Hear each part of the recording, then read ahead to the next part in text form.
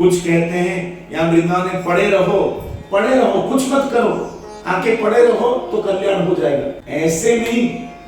दूसरी बात, कुछ लोग कहते हैं महाराज आप वृंदावन में विभोर हो, बरसाना करके विभोर हो रहे हो, लेकिन हमें तो कुछ वहां पे दिव्यता दिख नहीं रहा है, वहां तो हमें। कुछ लोग कहते हैं अब वृंदावन नहीं रहा, ईंट पत्थरों का मकान बनने लगा है, वहां पे तो ईंट पत्थरों का धाम हो गया। अभी वो वृंदावन पता ही नहीं चल रहा कि क्या है क्या नहीं, वो दिव्य वृंदावन को दिखता ही नहीं है।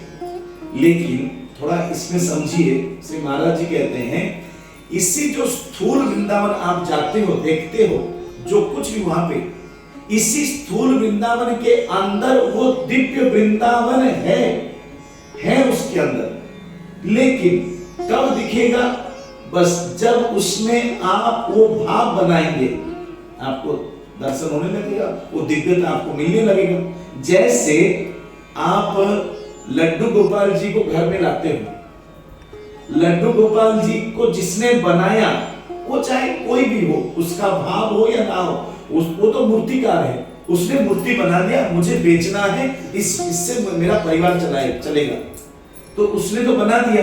तो देखने के लिए एक पीतल का बर्तन, उसके लिए वही मायने रखता है, एक पीतल का मूर्ति उतना ही मायने रखता है, उसके लिए कोई अंतर नहीं है। लेकिन आप जब उसी पीतल के मूर्ति को लाकर आपने ये भाव बनाया कि हाय इसमें हमारे ठाकुर जी हैं, मेरे प्राण वल्लभ हैं, तो आपको उस मूर्ति से भगवान श्री कृष्ण का आनंद मिलने लगा।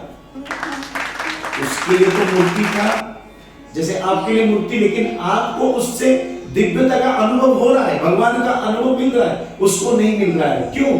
क्योंकि वस्तु समान है, लेकिन आप उसमें भाव बनाए, आपको रिटर्न में भगवान का भाव मिला। उसने केवल एक मूर्ति का भाव बनाया, ये बेचने के लिए है, उसको भगवान का भाव मिला नहीं।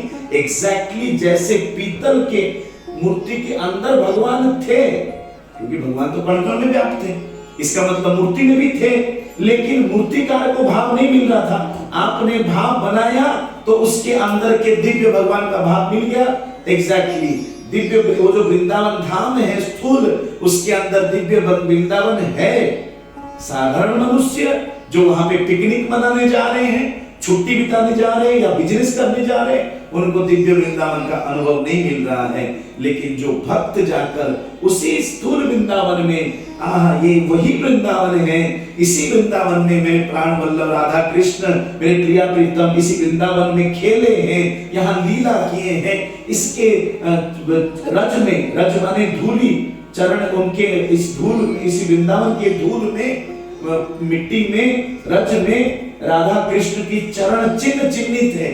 जब ये भाव वो बनाता है तो उसी स्थूल वृंदावन में उन भक्तों को दिव्य वृंदावन का भाव मिलता है, ऐसे नहीं।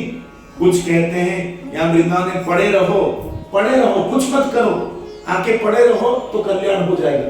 तो कितने लोग जाके वहां बिजनेस करते हैं, वहां से पैसा लाके अपने गांव में मकान बनाते हैं, तो क्या उनका कल्याण हो जाएगा? नहीं। दिव्य वृंदावन उस वृंदावन के अंदर है। आप खाली जाके से पड़े रहोगे तो कोई लाभ नहीं मिलेगा। आप अगर ये सोच के पढ़ोगे, वहां पे निरंतर यही चिंतन करोगे, आहा मैं कहां आ गया, दिव्य वृंदावन में आ गया, इसी वृंदावन में मेरे प्रिया प्रीतम खेले हैं, अगर ये भाव बनाएंगे तो फिर आपका कल्याण होगा। अर्थात भाव बनाना परम आवश्यक है, मन से, चिंतन से।